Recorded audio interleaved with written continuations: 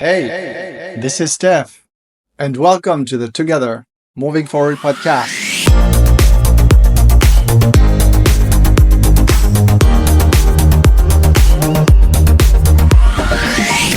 Season 2.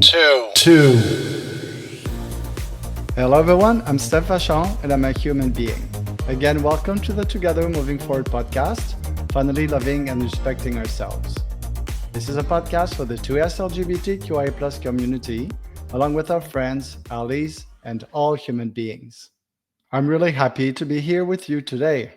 To start, I need to say that I'm not a psychologist, a specialist, or someone with a college degree. I'm just a regular guy here to share with all of you and support each other. I won't tell anyone how to do things. Instead, I'll share my journey, and we will all share journeys together. We'll learn from each other how to move forward. Before we go any further, if you like this podcast, please subscribe now and share. Because the more we unite, the stronger we become. It might seem like a small gesture, but it truly makes a huge difference. Last week, I had my first French-speaking guest on the podcast. And what an amazing first guest. I really wanted this interview to be accessible to everyone. And I also felt like everyone deserves the chance to watch it. The interview segment was translated into English using AI. I'd love to know your thoughts on this. Did you enjoy it? Were you comfortable with the interview being translated with AI? I kind of like my voice with the perfect English. There will definitely be more interviews in French, and I'd like to do the same for all the ones coming up, translating them into English so they are available to everyone. Please share your feedback. You can leave a comment or send me a message. I'd love to hear from you. Okay, let's talk about today's guest. I am meeting Billie for the very first time, just like all of you. Someone sent me a post about her on Instagram. She was being interviewed on the news about her journey and who she is. And right away, I thought, I really need her to be on the podcast. I just knew she would inspire so many of us.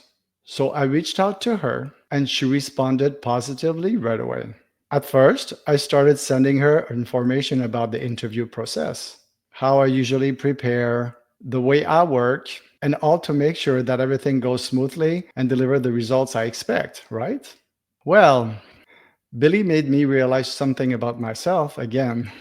She kind of reminded me how much of a control freak I can be, and how I can still need to learn to let go and trust what the universe sends me on my journey. She didn't want us to prepare anything in advance. She kept telling me she felt better not knowing where I wanted the interview to go, and that she's much more herself when being interviewed live without any preparation. Coming from an abusing childhood, I learned very quickly that I had to control everything, my surroundings, my environment, to make sure I wouldn't go through the same pain again. I became a control freak in every way. How I looked, what I said, how I presented myself, and of course in my work. Everything in my life had to be calculated and planned. I truly believed this would protect me. But living like this is exhausting and it takes up so much energy. So when I realized what I was doing with myself again, with Billie, I decided to trust the process. I chose not to over prepare this time, just a little bit, and to let the interview flow naturally. I can't wait to see how this conversation will unfold. So, why don't we go meet her right now? So, hello, Billie, and welcome to the Together Moving Forward podcast. I'm really happy to have you with us today and finally meet you. Thank you. It's lovely to meet you. You always knew you were different from an early childhood. Mhm. Later, thinking you were gay before realizing you were a woman in a man's body. Mhm. How did that journey of self discovery unfold for you? Well, it was very slow, mainly because I, as a child, just prayed to God to turn me into a girl every night when I went to sleep. That never happened. Uh, and as I became disillusioned as I got older. As a teenager, I had alcoholic parents, so I didn't dare confide in them. They had their own drama and could have cared less about me. So I learned to keep it inside. And when I got out into the world, I'm a figure skater, so I auditioned and was able to tour and actually played Montreal for 2 weeks in 1980. I was able to see that people live their lives differently and that there was a group of people that I found fascinating. And I thought I was gay. So I went along with that for a good while. But it became, how should I say, not satisfying in the fact that the relationships didn't work. All of my responses were usually feminine. Mhm. And I had a goal to transition. And that severely limited relationships when I was 20, 21 years old. So, how would you describe the sense of freedom you felt after transitioning? I didn't feel any freedom at all. I was in the American South, in Arkansas, very conservative, backwards, um, a lot of Hill people, a lot of conservative politicians that like to tell everybody else what to do. No, I hid. I hid most of my adult life after transition. How did you decide to move out or go somewhere else so that you could feel happy and be yourself? Well, I was fortunate I could be happy and be myself because I transitioned to be a woman. So I became a woman. And as a woman in the South, you're treated very well because of good old Southern hospitality and gentility. I was never questioned as to my gender all those years. So I lived in the role that I intended to. I became a housewife, a business owner. I became known to everyone within the skating community there. And, but it was all mostly myself. It was only 4 years ago that I came out completely to everyone I knew. And your childhood was filled with both good and bad, but also Hmm. neglect and trauma. Hmm. How did that shape the person you are today? Well, it's made me very resilient. I'm a very no nonsense kind of person. And I take people at their word until they show me otherwise. I'm a very good friend, uh, and I'm very empathetic to other people's situations because of what I have been through. I didn't choose any of it. It was unfortunate. It's what I had to deal with. My biography will be coming out soon, and I explain in great detail how all of that played out. You mentioned coming to terms with the fact that your parents never truly loved you. How Mm, did you find the strength to live with that and move forward? well, I found the love that I needed in my husband, Dave, and his mother, Norma, and his grandmothers, Noni and Gertrude. They created the environment in which for me to relearn what family meant. Mhm. Just through gentle presence and loving support, not going out of their way, but just including me in the family. And it took a long time, but I have a very solid relationship with people now. I used to be very closed off, mainly because it was self preservation. It came from being an adult child of alcoholics. When you are raised in a home where you don't trust anybody, it affects you. Mhm. And it affected me for a very long time. But I've worked through all of it. I'm actually out in the world now helping other people like me, especially children and their parents. Can you tell us more about your advocacy? Oh, well, my message is actually very simple. I never speak in promotion of the trans condition. I share my story, Mm. which is rags to riches, which is perseverance. It's dealing, I tell about the institutional system that I came through. I talk about the mothers at various pride events that hug my neck, thanking me for making the path of their child easier. I speak to groups at schools. I speak to rainbow groups or GSA groups. Most recently, I was called in to a junior high in Vancouver, Washington, who had lost 5 students this year alone to suicide. Mhm. And they were all in their rainbow group. And the rest of the kids were scared. The officials were very concerned. And I was brought in to literally tell them that they can have a long, happy, successful life, that I've done it. You can have your version of it too, but it's there, it's possible. When I realized the history that I had by hiding, I used it, and I'm using it very effectively to help children and their parents understand that I've been here all along. I transitioned in the early 1980s. I'll be 63 in September.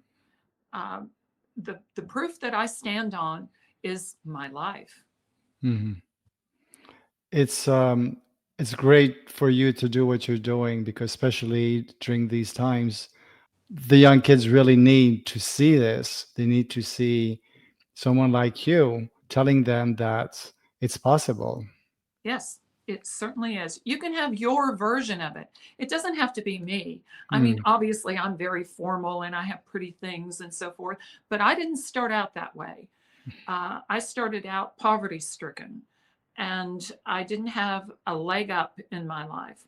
I had the pursuit of skating, which skating, as you well know, is not an inexpensive sport.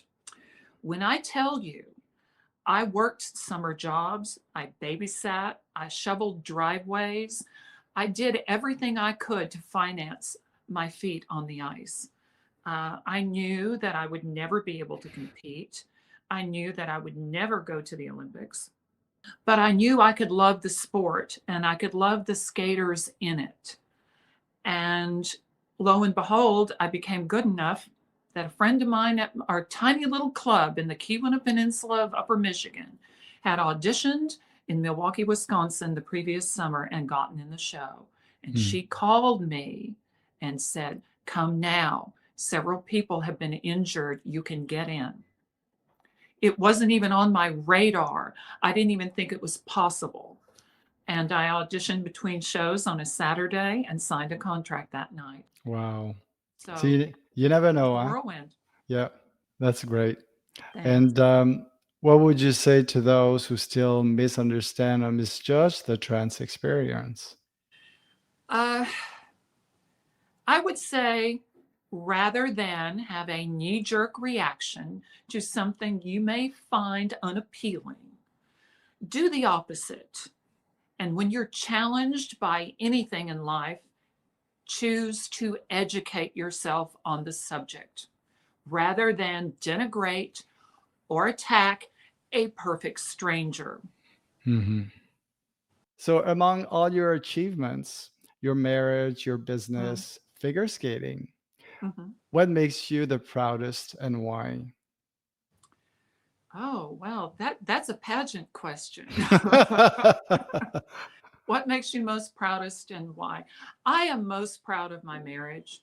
Trans people have such difficulty with relationships, and the problem persists to this very day.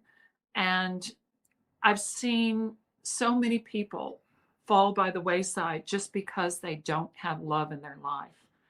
And I've had that. I'm very proud of it. It's not easy. We love each other. We pull in the same direction. Not only have we been married 40 years, but we worked side by side for 38 of those in the same business. So we live together, we work together. Everything that we started out in life doing was so that we could remain together. That's why we went in business for ourselves, so we could work together. Congratulations. You only get one life. How Yeah. you spend your time literally is up to you. And you need to really think about it because it runs out. Yeah, it goes fast. It truly does. You talked a little bit about it earlier, but you're currently working on your biography. Can you tell Yes. us a little bit more about it? Well, that happened because of right when I first came out.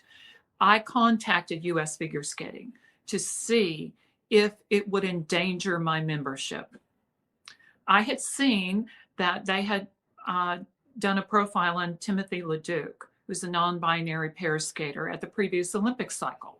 And I thought maybe they'll support me because I needed the support of US figure skating to lend merit to my comments at legislature Mm. because I am a 2014 US adult champion. I won my gold medal in Hyannisport, Massachusetts then. So I wanted to build on that because I realized when I sat down and took inventory of my life, when you talk about bathrooms and locker rooms and dressing rooms, I've shared them with children of all ages for decades, along with their parents in various states of undress. And nothing untoward ever happened because why? I'm a moral person. Mhm. So you get the idiocy out of the conversation and you come to this place to where, yes, I've already done this. This needs to be known by people that trans people have been in these spaces and have acted appropriately all of these years, and I can prove it. So I did.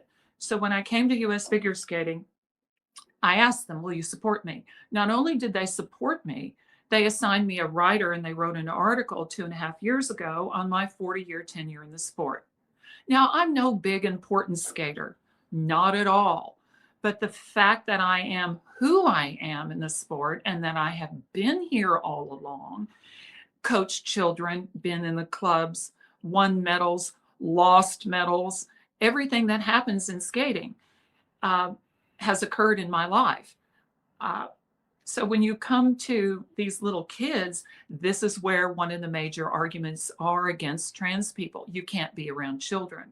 And that's patently untrue. And I've proven it. I'm not just saying it, I've lived it. So when I realized that this article had gotten the response that it had, and then I wrapped it into my testimony for legislature, the author of that article, Ed Rabinowitz, approached me after he retired and I retired about writing my novel. So I talk about my skating life. I talk about my parents. I talk about school. I talk about everything that happens in a person's life because I've lived a person's life. And for for it to be framed in being trans is really a footnote because I've had quite a life besides that. But you add that in, and my life becomes pretty extraordinary for the people who need to hear from me. Exactly. That is really well said. Thanks. I sometimes ramble, so don't be afraid to wrangle me in. Oh, no, that is so perfect. I could not have said it better. It's exactly the same thing that happened earlier on when people from our community could not have kids, you know? Yes. And the same thing now. I'm a father, and I think I'm a pretty good father.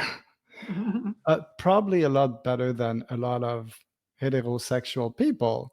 Mhm. So, of course, who you are as a person has absolutely nothing to do with how you are in the society. That goes back to the container. I'm the same person I've always been. I just changed the container because the container didn't work for me in life, the other gender. It just did not. You can imagine this personality, this voice, Mhm. this appearance coming out of a male form. It just didn't work. People didn't know how to relate to me. And it made me uncomfortable and withdraw, which made it hard for me to relate to other people. I transitioned and my life opened up. And you can see just by looking at me how happy I am, how well adjusted I am, and how successful I've been. I've I've had not only did we have a business, we founded it and started it from the ground up. We starved for 5 years, but we believed in what we were doing. Mm. And the success came at the end. It didn't come at the beginning. And transitioning is like that too. You have to have the vision in the beginning to get to the end. And doesn't life and people and society make it all the more difficult for you? It shouldn't be that way. It's no, it's the opposite because now you're being your true self. So of Hmm. course everything else is gonna come along. No, congratulations. This is really, really inspiring to hear you. Well, I don't really think of it that way. I think of it as like a tonsillectomy. I mean, no one's contacting me to talk about my tonsillectomy. It's just that there's so much wrapped in being male or female that society is so bound to that it challenges folks. You And know, I can walk in a room, sit down, have lunch with people, carry on, have a conversation, and they'll feel like they can talk about trans people like I'm not one of them because they don't recognize me. mhm. And I, in years past, have sat on my bottom lip, but those days are over. Why do you think people are so scared or are making such Hmm. a big story out of this? Uh, I think there I think there's a group of people that are all wrapped up in religion, that you're going against God in some form or way. Then there are the people that are fearful that society may collapse and their children will be unsafe if everybody does this. The thing is, not everybody's going to do it. Only a very few amount of people that get a whole lot of publicity are doing it. I think it ties into people's prejudices against the opposite sex, whatever they might have. You literally, as a trans person, don't pay attention to any of that because you can't afford to. You've got to move forward with what you're doing. Not everybody gets all the way there. And that's another issue that people have problems with. They don't understand what it means to transition socially but not physically, because physically you can't. There may be reasons for that, health reasons that you can't be under anesthesia for 5 hours, various other things that can and do happen. It's not a clear cut subject, so the public with little to no knowledge at all is basing their opinions on that. And you can't do that. You cannot base an opinion on a subject that you do not understand. Mhm. Yeah, there's a lot. It's a lot of ignorance, but Yeah. it's more than that. It's like not wanting to know or not wanting to learn about it. Oh, it's like, ooh, I'm done. Yeah. Don't bother with those people. And what they don't know is that I have been helpful to them. I have been encouraging to them. Our home, we live next to a park here in town that people, it has a wonderful vista. People come, it's on the city tour. I take pictures for groups of families all day long. They compliment me, they compliment my garden and my house and all of that. And none of them have a clue as to who I am. And I have often wondered over the years if I should just, at the end of a very pleasant exchange like that, say I'm trans, just so people will stop and think. And I did that in a very big way in my personal life. When I went to legislature and testified, I had to get the ear of the governor during a legislative session, which is virtually impossible to do. In our business, we have some very influential clients. And so I literally threw down the gauntlet and I called each and every one of them with the risk of losing them as a client because we were retiring. So it didn't really matter that much anyway. So I thought, why not? And I contacted everyone I knew and told them about my past. And I said, can you get me the ear of the governor? And one of them told me where the lieutenant governor lived. And I went to his doorstep, rang his doorbell, and handed him a letter to give to the governor. And he did it the next day. And we fought legislation in Arkansas, and we won. with a full ride Republican representation and Sarah Huckabee as governor. We won. Wow. So Arkansas is now a trans health sanctuary, although they will never publicize it. Of course not. But thanks to Judge Moody in the Third Circuit, it was dismissed with prejudice. Trans health care for youth is available as long as Arkansas is a state. And with that, we hitched up our wagon and we left. Went to Oregon, where life is much better. Is it different in that state, like with Completely completely? and utterly different. I tried to get a hook for the media for my activism. So I approached Trans USA pageantry system and I became Miss Trans Oregon, which afforded me media coverage, both television, radio, print, and I went to many prides around the state last year. And I was confronted with protesters, toe to toe with them. And by golly, it did nothing but motivate me even more. Now the argument is all about trans athletes. I've been a trans athlete my whole life. Mm-hmm. Not NCAA, but ISI, US adult figure skating. I've been here. I've won and lost. There's no advantage at all in skating, as you well know. No, I think it's just trying to find problems to discriminate. Yes, a reason to get rid of people. Mm-hmm. Okay, so I've heard that you did Axel side by side with Dorothy Hamill. Yes. Okay, tell me more about that. Well, I didn't have very many dreams as a child. Certainly with skating. I just loved it, knew that I could only afford to do it as I could. And I had group lessons, but I had this odd little dream that because the Axel was my favorite jump, and Dorothy's was so wonderful, that maybe one day, if circumstances, we were in the same place, whatever, we would be able to do an Axel jump side by side. I never really believed it would happen. But in my 40s, Dorothy came out with an adult figure skating camp. And I thought, oh, can it happen? And, it didn't happen the first year. Dorothy had married John, and they had a house on Nantucket, and she was recovering from breast surgery. And lo and behold, some very wealthy people who had some hockey hopefuls for the Olympics built an ice rink on Nantucket and then donated it to the school. So it was part of the school system on Nantucket.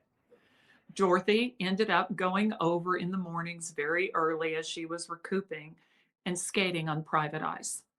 And she got the idea for the camp.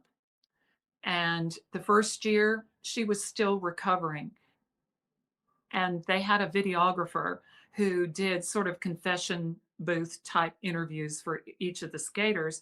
What do you want to happen with the camp for you this week? And I said, Axel, side by side with Dorothy, full stop. And Dorothy came up to me that very first morning after the reception, and she said, Billie, I'm sorry, but I can't do an Axel. And I just went full, oh my gosh, I'm so sorry. I didn't think. Well, of course, forget about it. And she turned and she looked at me like this, maybe next year, and skated off. I was the first one to register for the second year. And Dorothy called Tim Murphy, her coach and choreographer, and said, Tim, I have to get my Axel back for Billie. Oh. She trained it. It took 6 weeks. And doggone it, if that first morning of the second year, she didn't skate up to me and say, when you're ready to do an Axel, I'm ready. See ya. Wow. And skated off. Well, they had a module section for the camp where you got private time with each of the pros or each of the really celebrity skaters, because Randy Gardner was there, JoJo Starbuck, I mean, all these people. And so I got to Dorothy on Thursday after lunch. And we started around to set up the axle. She said, "We warm it up. Are you ready? Are you ready?" And all of the skaters sort of faded to the dasher boards to watch. And so here we come around. And I had to learn Dorothy's entry because it's not the same as mine. So I had to do the swoop and hold and the step. And doggone it, I fell on the first one. We got up. I got up. We went around again. Dorothy fell on the second one. Third one, we get up, we go around, we go up, and we nail it. The timing, I have video. The timing was perfect. We had the same arc and everything. And I let out a war whoop like you wouldn't believe. And I just went over to the side, and her husband, John, had just come into the rink. And I said, "Did you see that, John?" He said, "Yes." I said, that was a childhood dream coming true right there. That's so So cool. Dorothy lives up to her publicity. She is as kind as everyone thinks she is. I had the chance to do side by side double souk with Eric Radford. He was one of my first guests on the podcast. And Yay. so when I heard that you did Axel side by side with Dorothy, I thought, oh, I should tell Billy that we should start like a program, the two of us, and try to get all the shores that we can and do side by side jumps with them. And that made it so special to me to be able to skate with Yeah. Eric. So I Yeah. can't imagine how wonderful it must have been. I have to give you some context here because it'll be in my biography. My parents did not support my skating. They ignored it. They only paid attention to it when it was used as a form of punishment by withholding. So when I tell you, now you're from Montreal, so you understand winter. Yep. I lived on the southern shore of Lake Superior, where the record was set for snowfall east of the Rocky Mountains in 1978, 398.6 inches of snow. And I shoveled every inch of it. So we moved out of town, 15 and a half miles. My skating ended. That is until the skating mothers got together and worked out a plan. There was a school teacher in another school district that I had moved to that had two daughters who skated. So she lived 10 miles out that same road. I rode with them from school to the rink to their house twice a week in the northern Michigan winter. And that remaining 5.5 miles, I would walk in the northern Michigan winter. And you know what that means? That's not just walking. That's sideways or backwards against the biting wind. It's trudging through the snow. It's having light, not having light. And I kept a picture in my backpack of Dorothy Hamill from Time magazine in 1976. And I had taped Scotch tape over it to preserve it. And oftentimes I would rage against my parents on these walks. And it likely kept them alive. But I would take out Dorothy's picture from my backpack as I was walking. And when it was really severe weather, I would turn backwards and I would hold her picture in front of me. I would say, "Dorothy, if you can do it, I can do it." And I would put the picture back in my pocket and I would keep walking, and I kept skating. So that axle meant the world to me. Oh, excuse me. Sorry.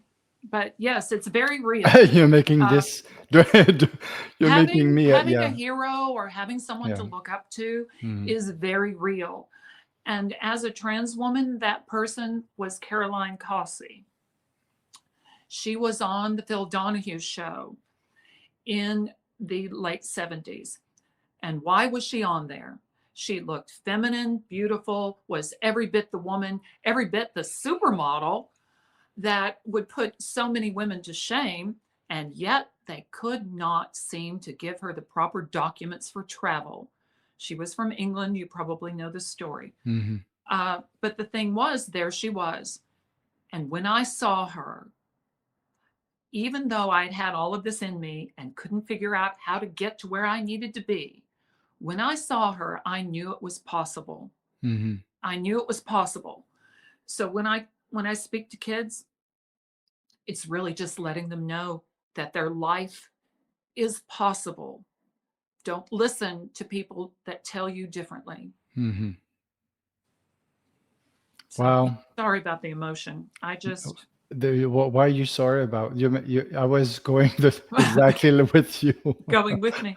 Yeah, Well, no, the it's thing is, I like to think that I'm strong and that I can you deal with are. all of this, but it is very upsetting when you feel like your country is literally going down the tubes Mm. and that half the people hate you. And that if I weren't as presentable as I am, my life would probably be really horrible right now.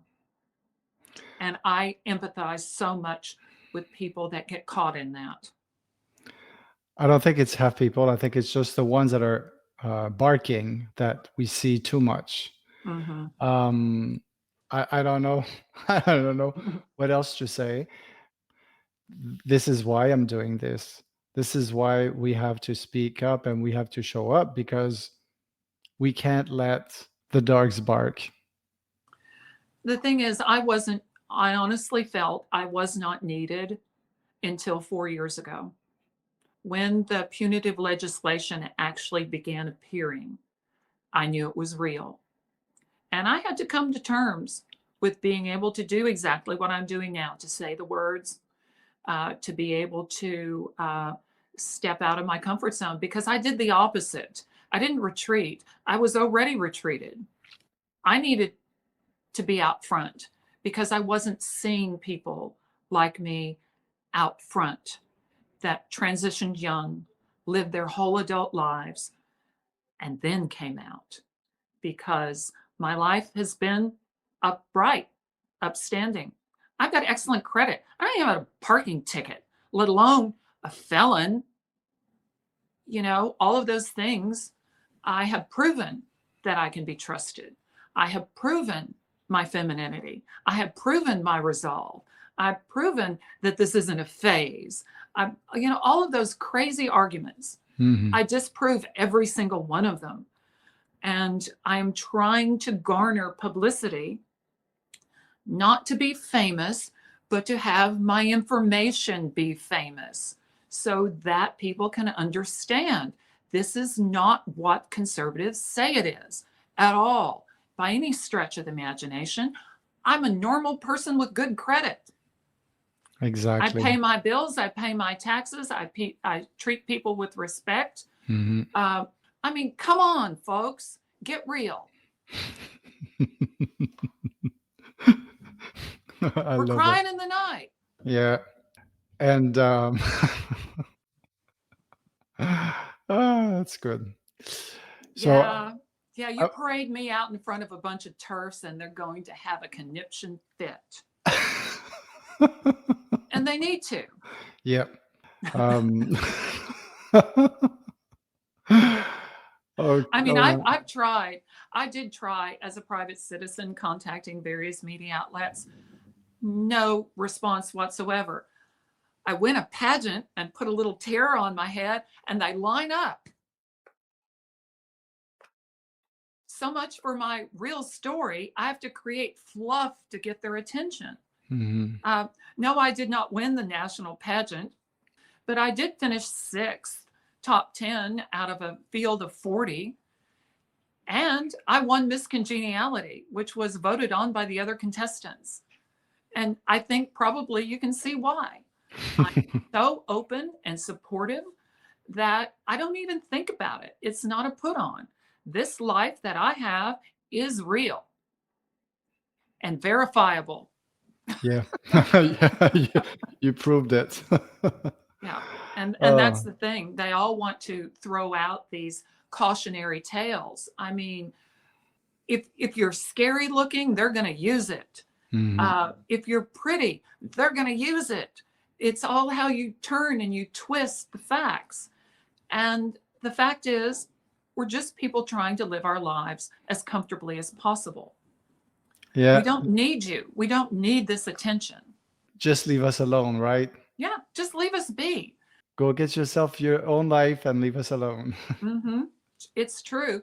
But I understand how it is a political whipping post. I certainly understand it because you're creating a boogeyman. So you can be perceived as cleaning house for all of the people that don't want the weird kid in class. Well, the weird kid deserves an education just like your kid does. Hmm. I was the weird kid. I ended up being really smart about it and surviving. I did a lot of things. Back in the day, they'd just beat you for sport, literally catch you and beat you for sport. And I hung out in the library because why? Bullies don't read. I would hang out in the art room. Why? Because bullies don't create. Hmm. It's survival. And I became smart because of it. I did not want to live my life that way, but the world is what it is. And doggone it, we are all struggling with the internet and how it shines such a bright light into all corners of humanity. And doggone it, if some of those humans don't like it. Hmm. Well, if you're a human and you don't like humanity, what's wrong with you? Yeah. I'm part of humanity.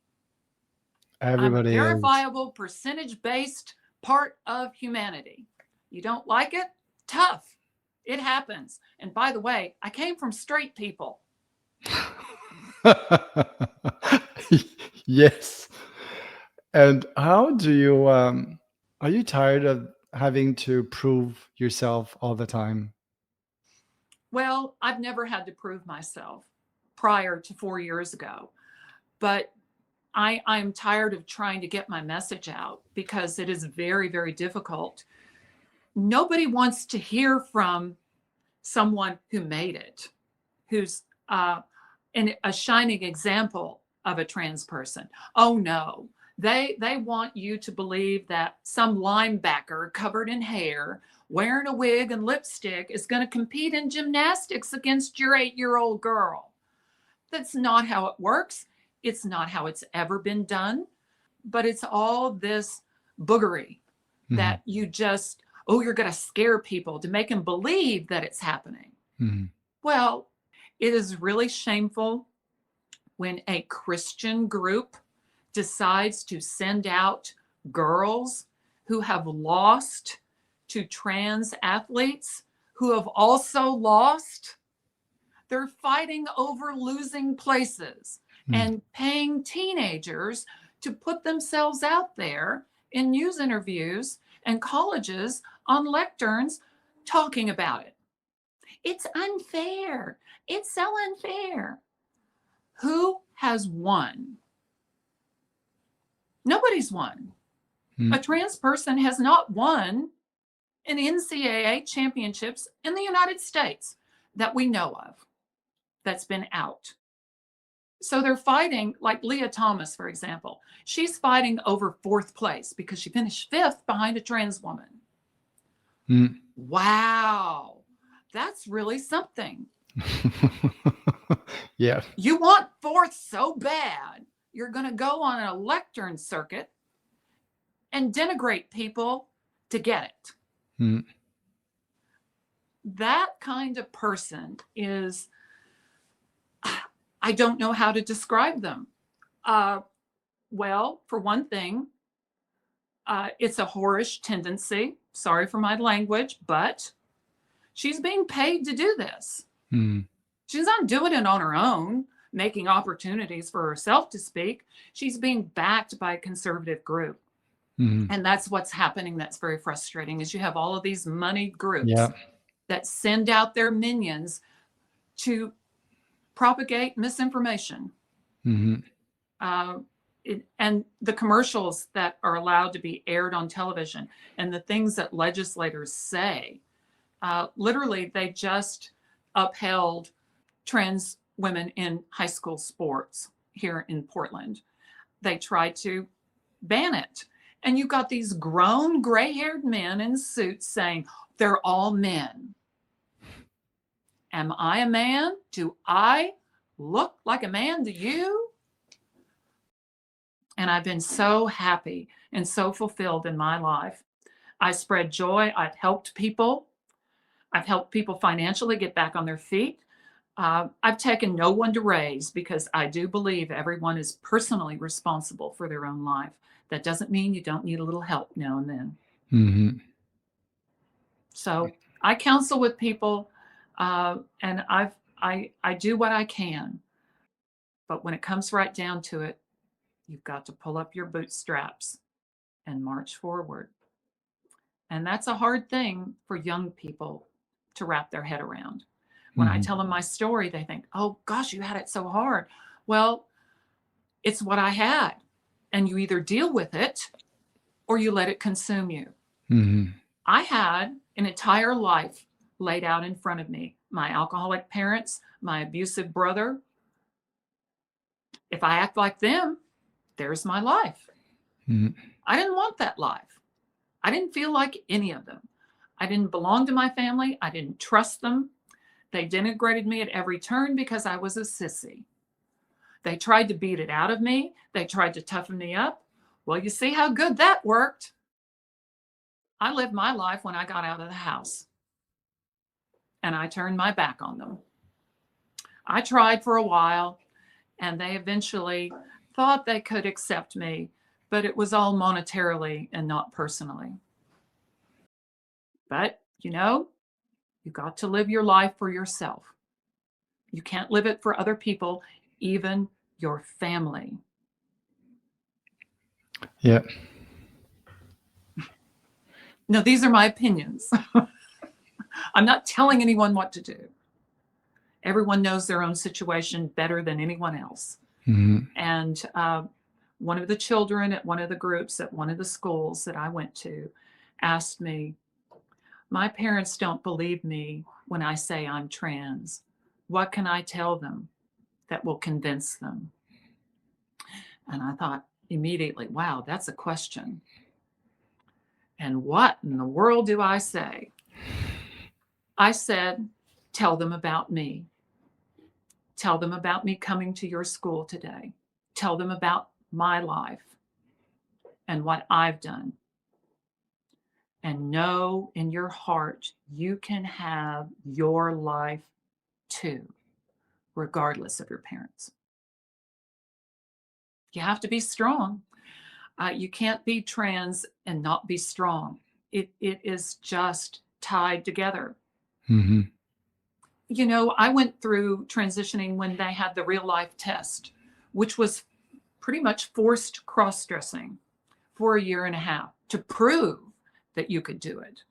Because if you went out your front door with lipstick on and a dress and you didn't look right, the world was going to tell you. Mm. And that in and of itself was enough to stop a lot of people in their tracks because they couldn't transition privately, comfortably to the point to where they could then present themselves. No, you had to do this in order to get your approval for the surgery. And if you didn't, you wouldn't. And of course, the institutional administration of trans healthcare was dissolved.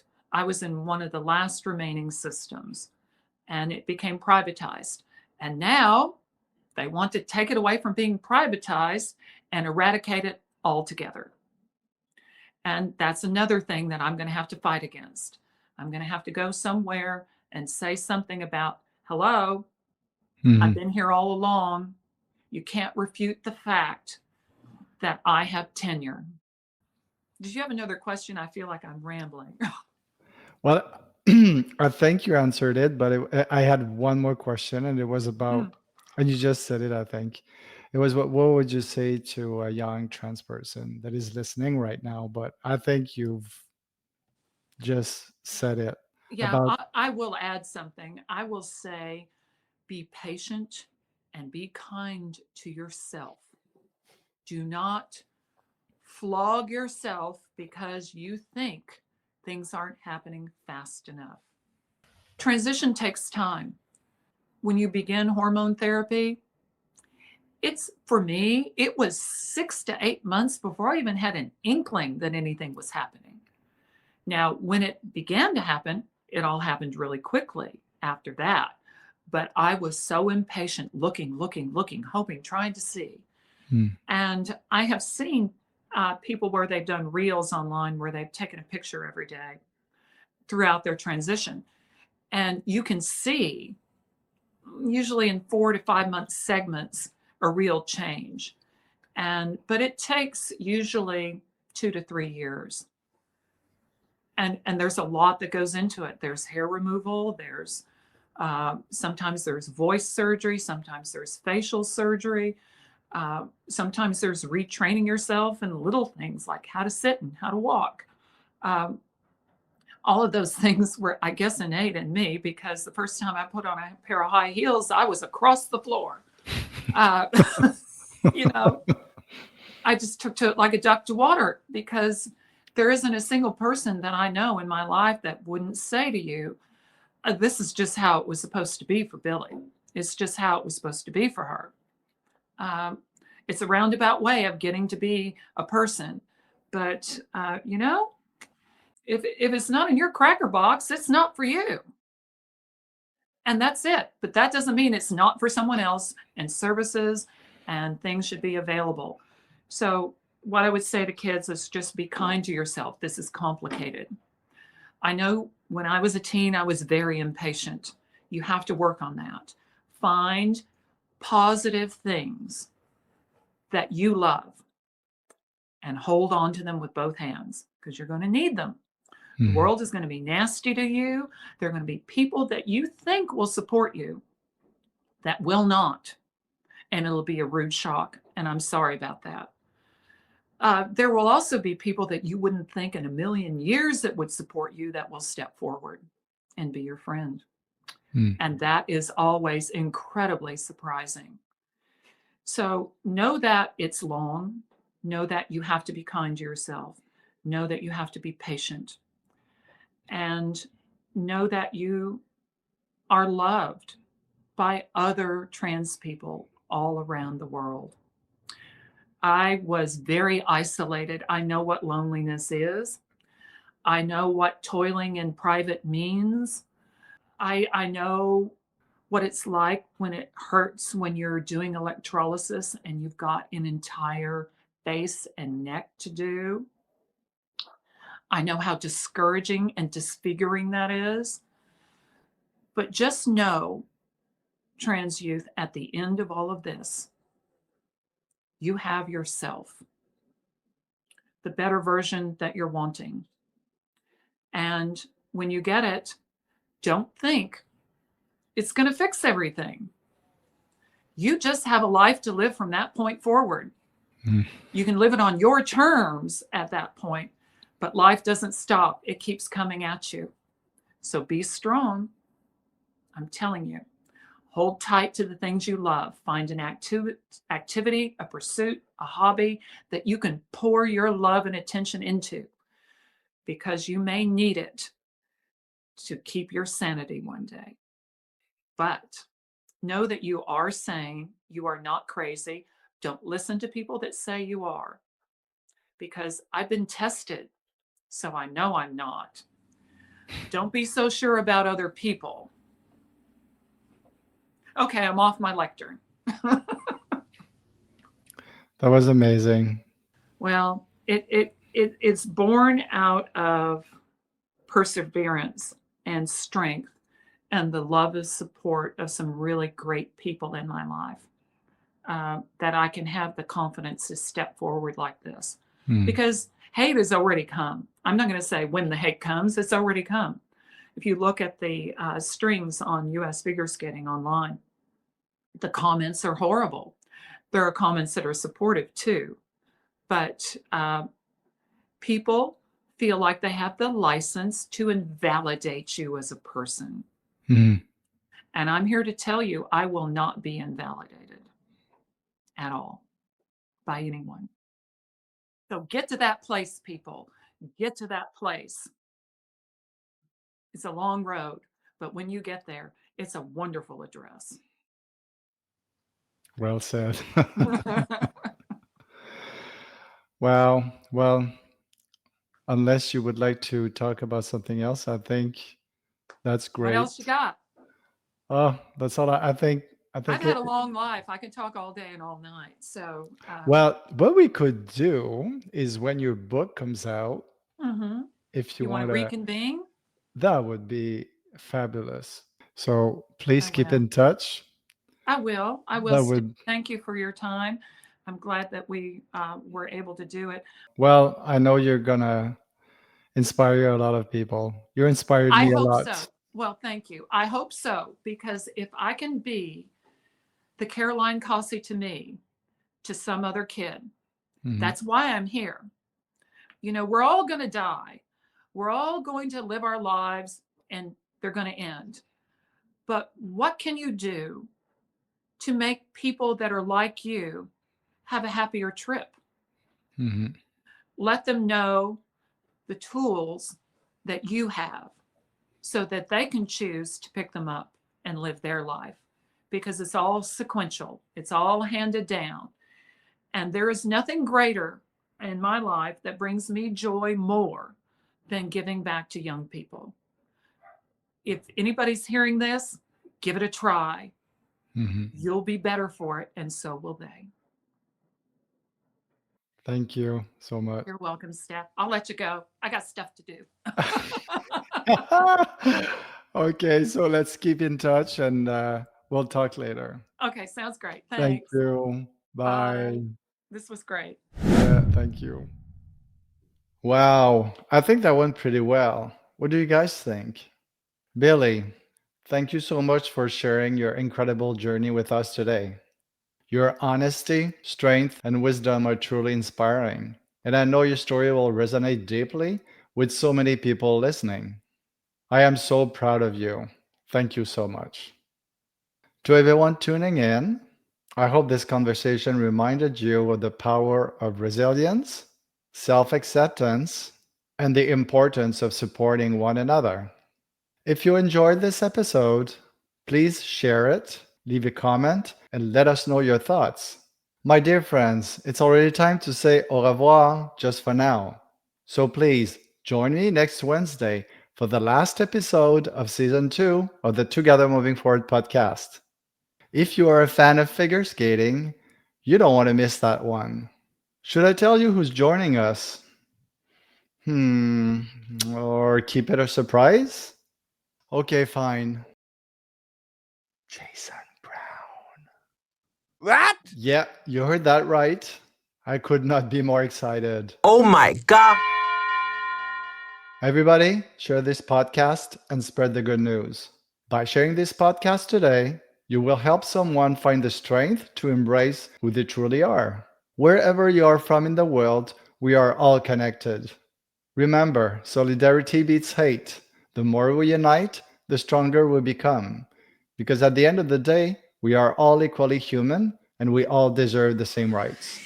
One last thing before I go. Put your hand on your heart and repeat after me, all of us together. I had the right to express my true self. Yep, I had the right to express my true self. Please subscribe now. Your follow helps me keep this podcast alive and growing for a community. My dear friends, see you next week. Ciao.